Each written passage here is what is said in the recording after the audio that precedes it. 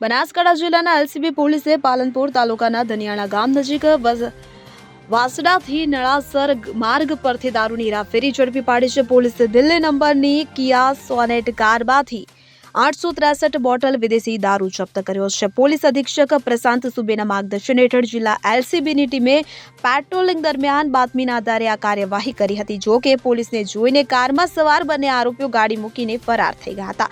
ત્યારે પોલીસે કારમાંથી રૂપિયા 2.79 લાખની કિંમતનો વિદેશી દારૂ, કાર અને એક ઓપ્પો કંપનીનો એન્ડ્રોઈડ મોબાઈલ મળી કુલ 7.84 લાખનો મુદ્દા માલ જપ્ત કર્યો છે. આ કેસમાં પાલનપુર તાલુકા પોલીસ સ્ટેશનમાં કાયદેસરની કાર્યવાહી હાથ ધરવામાં આવી. આ કામગીરીમાં PI AV Desai, PSI SJ Parmar, HC Dilipsinh, PC Dharampalsinh, PC Kanaksinh, police સ્ટાફના કર્મચારીઓએ મહત્વની ભૂમિકા ભજવી હતી.